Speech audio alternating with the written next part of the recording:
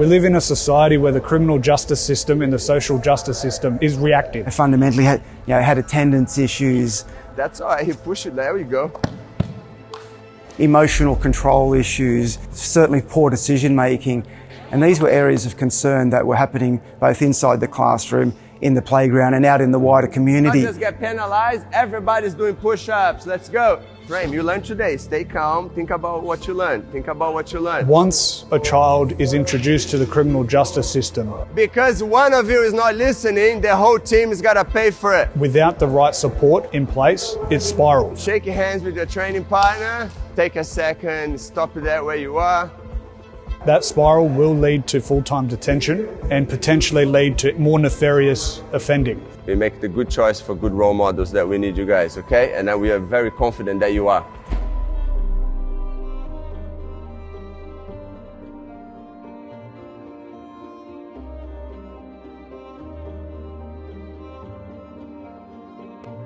Keep working, it's 5 seconds. Nice, very good, Ashkan. Good job, boys, that's God. At the start, when the conceptual ideas were floated about Kaizen Foundation, Khalil and I had extensive talks about the mission of what Kaizen was going to be. And that is to engage in a group of children aged 12 to 16 that are at risk, disadvantaged, or needing extra support. I got involved as an early on investor in the program because I believe through Jiu-Jitsu we can achieve greatness. That being giving them a sense of belonging, show them different skills and impass different values that Jiu-Jitsu brings, including integrity, resilience and teamwork. If the person is trying to hurt you, first things first, do I just walk out and about in school? The guy looks at me, Coach Ronnie look at me and say, you ugly, I don't like you. I go and punch him. So if Coach Ronnie is giving me a hard time, what's the first thing I need to do with him?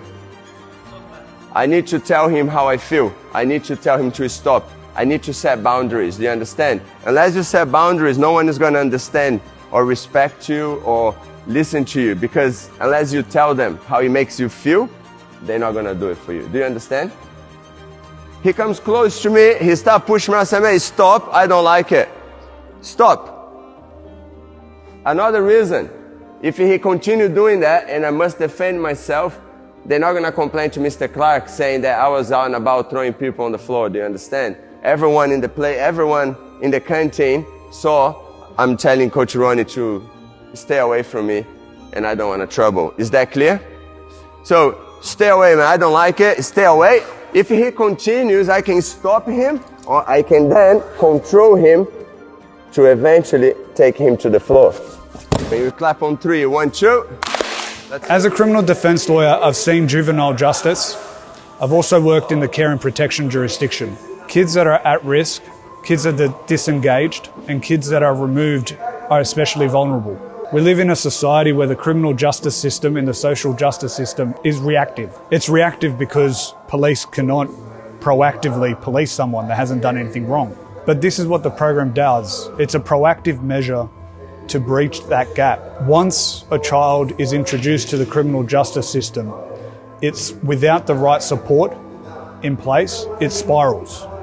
That spiral will lead to full-time detention and potentially lead to more nefarious offending. It's about addressing the criminogenic needs of an individual.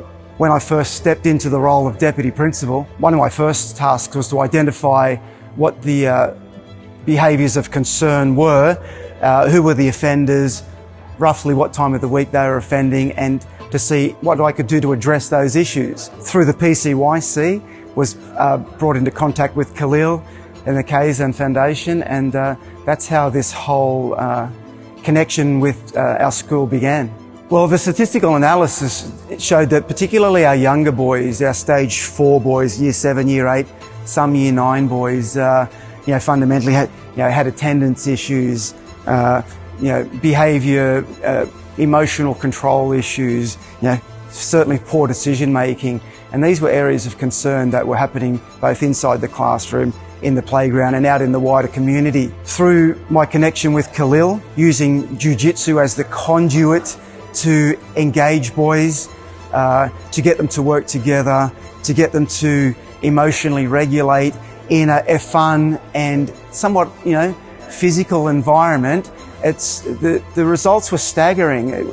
After that first semester, what we found was that attendance rates significantly improved, but more importantly, negative well-being data dropped by 52%, and suspension rates fell by a third, 33%. When we talk about 1% better every day, it means engaging with disengaged youths, give them purpose, a sense of belonging, and steer them in the right direction. Give them opportunities they wouldn't otherwise have, and translates to them also attending classes and bettering their chances at a better education. Now, I had zero concerns because after meeting Khalil, our connection was that strong, and I knew that he was the type of person who I would like to surround my sons with. So, as a deputy and as a person of influence with the young people in this community, it's part of my role to surround them particularly with as many good people as I can. And certainly Khalil fits that bill. My message to principals throughout this state is that if they are serious about promoting well-being within their schools, and particularly the well-being of their stage 4, stage 5 students, programs like what the Kaizen Foundation offer need to be seriously considered because the outcomes are evident, clearly evident.